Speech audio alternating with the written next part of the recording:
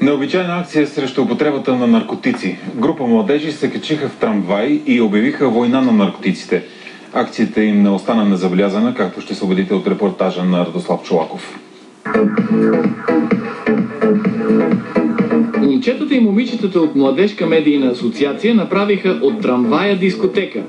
Така всеки, който се качи на трамвая, всъщност влиза в дискотеката с хоп свободен. За да бъдат привлечени младите хора, трябва да можеш да говориш на техния език и да така приемаш начина, по който те се забавляват. Да демонстрираме, че може да се забавляваме без наркотици и да обучим, по-скоро да образоваме тези, които не са запознати с това колко всъщност вредни са наркотиците и колко разпространени са, защото никой не говори за това напоследък.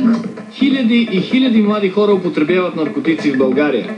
И за да не бъде това поредната кръгла маса или скучна дискусия по темата, младежите избраха да бият камбаната по този по-различен начин.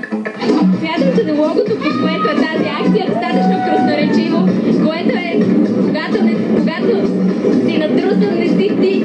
Смятам, че това е абсолютно достатъчно. Няма да е излишно, ако го кажем още веднъж. Когато си надрусан, не си ти. И накрая още музика, британски изпълнител.